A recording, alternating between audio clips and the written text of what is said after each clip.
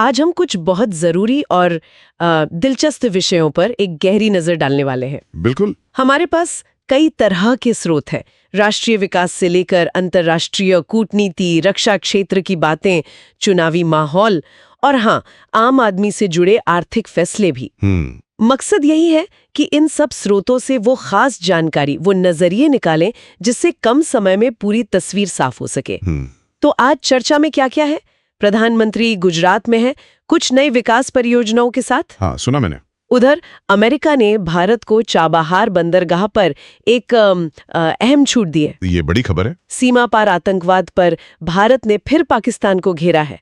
बिहार चुनाव का पारा तो खैर चढ़ाई हुआ है। हाँ, वो तो है ही। देश को नए मुख्य न्यायाधीश मिलने वाले हैं और क्रिकेट में भी जबरदस्त मुकाबला चल रहा है।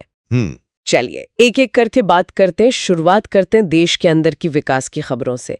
प्रधानमंत्री मोदी गुजरात के एकता नगर मतलब केवरिया में थे। हाँ। वहां 1100 करोड़ रुपए से भी ज्यादा की कई परियोजनाओं की शुरुआत हुई है और ये सब हो रहा है सरदार पटेल की 150वीं जयंती पर राष्ट्रीय एकता दिवस समारोह से ठीक पहले। हाँ, और ये सिर्फ मतलब सड़कें या इमारतें बनाने जैसा नहीं है, इसमें एक बड़ी सोच दिखती है। अच्छा, जैसे राजपीपला में बिरसा मुंडा जनजातीय विश्वविद्यालय का खुलना, ये सिर्फ शिक्षा नहीं बल्कि आदिवासी समुदाय को विकास की मुख्य धारा से जोड़ने का एक अहम संकेत है।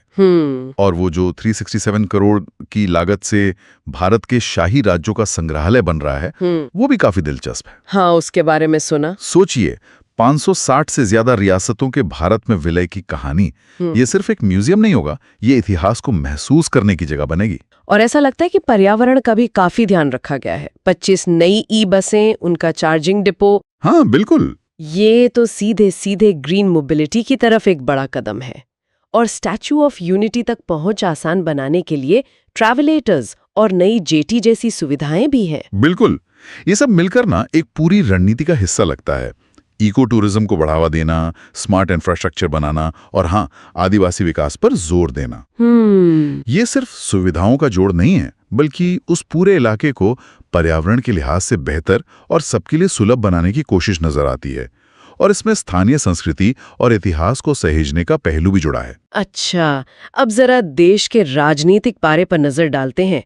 बिहार में विधानसभा चुनाव प्रचार बिल्कुल जोरों पर है। हाँ, चुनावी माहौल तो पूरी तरह गरमाया हुआ है। बड़े बड़े नेता मैदान में हैं और बयानों की भी खूब गर्मी है। हाँ, देखिए जो खबरें आ रही हैं उनके मुताबिक प्रधानमंत्री मोदी ने छपरा में रैली की और उन्होंने कांग्रेस शासित राज्यों के मुख्यमंत्रियों की बिहारियों पर कथित टिप्पणियों को लेकर आरजेडी की चुप्पी पर सवाल उठाया। अच्छा, उन्होंने आरजेडी कांग्रेस के घोषणा पत्र को भी निशाना बनाया, लूट और भ्रष्टाचार का घोषणा पत्र कहा। और गृह मंत्री अमित शाह नालंदा में थे। उन्होंने आरजेडी के पिछले 15 साल के कथित भ्रष्टाचार की तुलना मौजूदा केंद्र सरकार के कार्यकाल से की। तो ये तो हुई एक तरफ की बात, दूसरी तरफ से भी प्रतिक्रिया आ रही होंगी। जरूर। मुख्यमंत्री नीतीश कुमार ने शेखपुरा में एनडीए उम्मीदवारों के लिए प्रचार किया और उन्होंने प्रधानमंत्री मोदी की बिहार के विकास के प्रति प्रतिबद्धता की तारीफ की। और महागठबंधन, राहुल गांधी, तेजस्वी यादव। हाँ, महागठबंधन की तरफ से कांग्रेस नेता राहुल गांधी नालंदा में थे। उनका आरोप था कि एनडीए सरकार उद्योगपतियों का पक्ष ले रही है और गरीबों युवाओं की अनदेखी कर रही है। और आरजेडी नेता तेजस्वी यादव ने वो माई बहन योजना का वादा किया है, हर महिला को 2500 रुपए प्रति माह देने का। और मुकाबले में सिर्फ यही दो खेमे नहीं है, शायद कुछ और भी आवाजें हैं। नहीं, और भी हैं। जनसुराज पार्टी के प्रशांत किशोर, वो दरभंगा में अपनी पार्टी को एनडीए और महागठबंधन दोनों के कथित भ्रष्टाचार से अलग एक नए विकल्प के तौर पर पेश कर रहे हैं। अच्छा। उधर एएमआईएम नेता असदुद्दीन ओवैसी, उन्होंने पूर्वी चंपारण में तेजस्वी यादव के नौकरियों के वादे को अव्यवहारिक बताया है। तो मतलब काफी खींचतान चल रही है। बिल्कुल, हर पार्टी अपने अपने तरीके से वोटरों को लुभाने की कोशिश कर रही है। ये समझना जरूरी है कि ये सभी दावे प्रतिदावे चुनावी प्रक्रिया का हिस्सा हैं। सही बात है। और हाँ, चुनाव आयोग भी पूरी तरह मुस्तैद है। शांतिपूर्ण और प्रलोभन मुक्त चुनाव के लिए अंतर्राज्यीय सीमाओं पर तैयारियों की समीक्षा चल रही है। चलिए, शासन से जुड़ी एक और अहम खबर पर आते हैं। देश को नए मुख्य न्यायाधीश मिलने वाले हैं। जी हाँ, न्यायमूर्ति सूर्यकांत भारत के 53वें मुख्य न्यायाधीश होंगे। जी हाँ, राष्ट्रपति द्रौपदी मुर्मू ने उनकी नियुक्ति को मंजूरी दे दी है। वह 24 नवंबर को पदभार संभालेंगे। अच्छा, 24 नवंबर को। हाँ, जब मौजूदा मुख्य न्यायाधीश न्यायमूर्ति बी.आर. गवई सेवानिवृत्त होंगे। ये न्यायपालिका के शीर्ष पर एक सहज बदलाव और निरंतरता को दिखाता है। ठीक है, चलिए अब जरा अंतर्राष्ट्रीय मंच और रक्षा क्षेत्र की ओर चलते हैं। एक काफी बड़ी खबर आई है। अमेरिका ने ईरान के चाबहार बंदरगाह पर काम करने के लिए भारत को प्रतिबंधों से 6 महीने की छूट दे दी है। हाँ, ये वाकई अहम है। ये सुनने में तो बहुत महत्वपूर्ण लग रहा है। महत्वपूर्ण है भी। विदेश मंत्रालय के प्रवक्ता रणधीर जायसवाल ने इसकी पुष्टि भी की है। देखिए, चाबहार बंदरगाह भारत के लिए रणनीतिक तौर पर बहुत मायने रखता है। किस तरह से? खासकर अफगानिस्तान और मध्य एशिया तक हमारी पहुंच बनाने के लिए। ये सिर्फ व्यापारिक नहीं, रणनीतिक पहुंच है।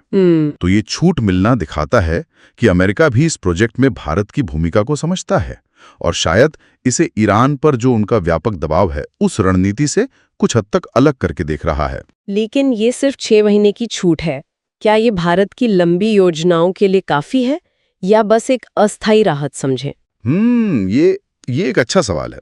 6 महीने की अवधि, हाँ, निश्चित रूप से लंबी अवधि की योजनाओं के लिए थोड़ी अनिश्चितता तो बनाए रखती है। ये एक सकारात्मक कदम जरूर है, लेकिन ये भी दिखाता है कि मामला अभी पूरी तरह सुलझा नहीं है। आगे भी कूटनीतिक बातचीत जारी रखनी होगी। अच्छा। वैसे प्रवक्ता ने यह भी बताया कि अमेरिका के साथ एक व्यापार समझौते को अंतिम रूप देने पर भी बातचीत चल रही है। तो हो सकता है ये सब एक बड़े पैकेज का हिस्सा हो, कौन जाने। विदेश मंत्रालय की ब्रीफिंग में पाकिस्तान और अफगानिस्तान का भी जिक्र था। सीमा पार आतंकवाद पर कुछ कहा गया? हाँ, कहा गया।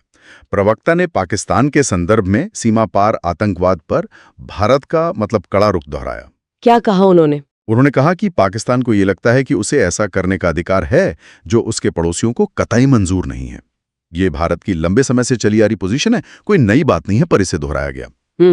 साथ ही एक दिलचस्प बात यह भी सामने आई, भारत ने अफगानिस्तान में स्थायी जल प्रबंधन और हाइड्रो इलेक्ट्रिक प्रोजेक्ट्स में मदद करने की इच्छा जताई है।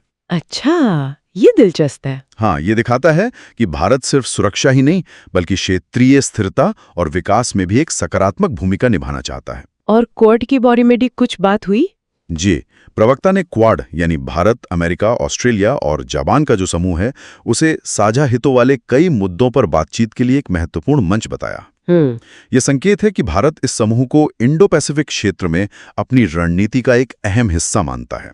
ठीक है, अब रक्षा के मोर्चे पर आते हैं। रक्षा मंत्री राजनाथ सिंह मलेशिया में है। हाँ, वो 12वीं आसियान रक्षा मंत्रियों की बैठक प्लस यानी ADMM प्लस में हिस्सा लेने गए हैं।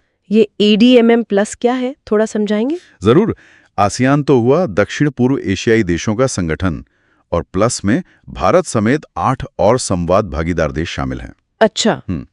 तो ये क्षेत्रीय सुरक्षा और सहयोग के लिए एक बड़ा मंच है। यहाँ समुद्री सुरक्षा से लेकर आतंकवादी विरोधी सहयोग जैसे कई महत्वपूर्ण मुद्दों पर चर्चा होती है। रक्षा मंत्री वहाँ आसियान भारत रक्षा मंत्रियों की एक अनौपचारिक बैठक को भी संबोधित करेंगे। और देश के अंदर रक्षा तकनीक पर भी जोर है। DRDO के महानिदेशक ने कुछ बड़ी बातें कही हैं। बिल्कुल।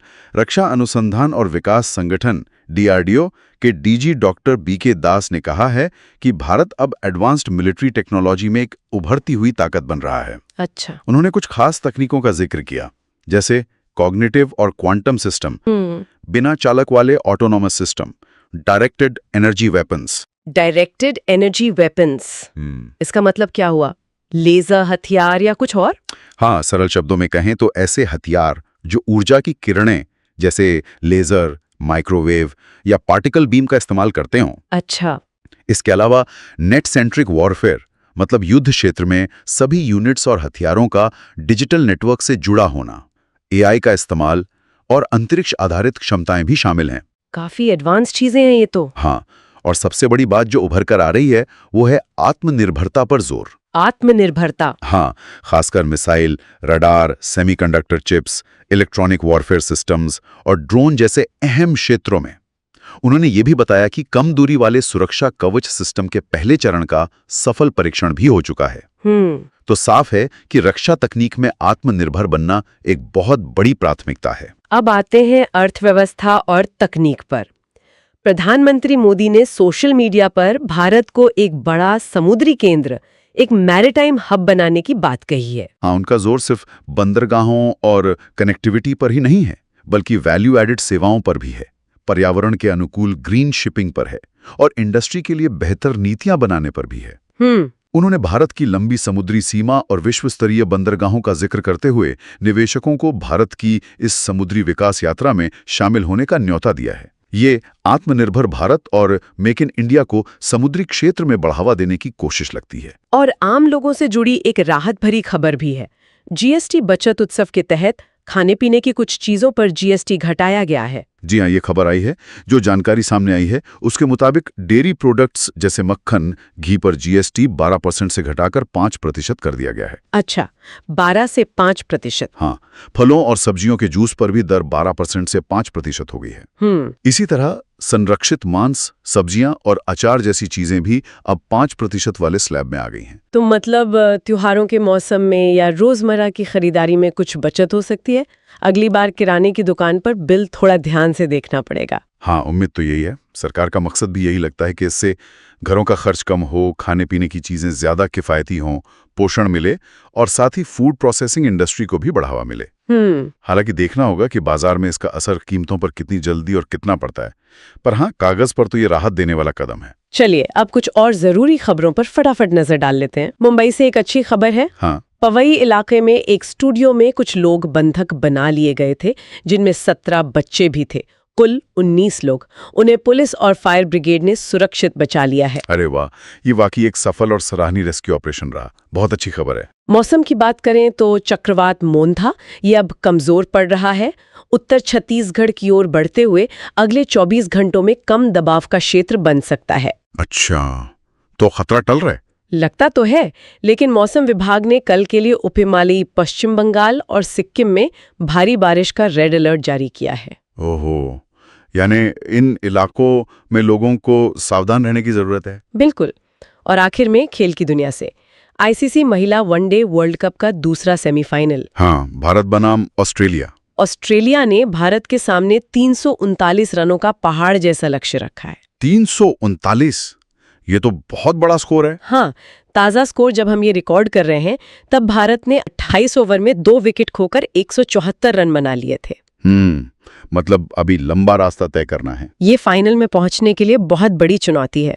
ऑस्ट्रेलिया ने पहले बल्लेबाजी करते हुए करीब करीब पूरे 50 ओवर खेलकर 338 रन बनाए। याद दिला दें कि दक्षिण अफ्रीका पहले ही फाइनल में पहुंच चुकी है। उसने इंग्लैंड को हराया था। तो अब देखना है कि भारतीय टीम इस बड़े लक्ष्य का पीछा कैसे करती है। तो आज हमने गुजरात में विकास की बड़ी योजनाओं से लेकर बिहार की चुनावी सरगर्मी, चाबहार पर मिली अहम कूटनीतिक छूट, रक्षा में आत्मनिर्भरता की ओर बढ़ते कदम और हाँ, जीएसटी कटौती से मिली आर्थिक राहत तक कई अहम पहलुओं को टटोला। हाँ, और ये सब अलग थलग नहीं है अगर आप देखें। कैसे? एक तरफ भारत घरेलू मोर्चे पर विकास, समावेश जैसे गुजरात की परियोजनाएं हुई और आत्मनिर्भरता जैसे डीआरडीओ की प्रगति, इस पर जोर दे रहा है। वहीं दूसरी तरफ उसे जटिल अंतर्राष्ट्रीय समीकरणों से भी निपटना पड़ रहा है, जैसे चाबहार छूट, पड़ोसियों से संबंध और क्षेत्रीय सुरक्षा की चुनौतियां भी हैं, जैसे ADMM+ में भागीदारी। ये दोनों चीजें साथ साथ चल रही हैं। यहीं पर एक दिलचस्प सवाल उठता है जिस पर शायद सोचने की जरूरत है। क्या? कि भविष्य में भारत की ये घरेलू प्राथमिकताएं और उसकी बढ़ती वैश्विक भूमिका ये एक दूसरे को कैसे प्रभावित करेंगी?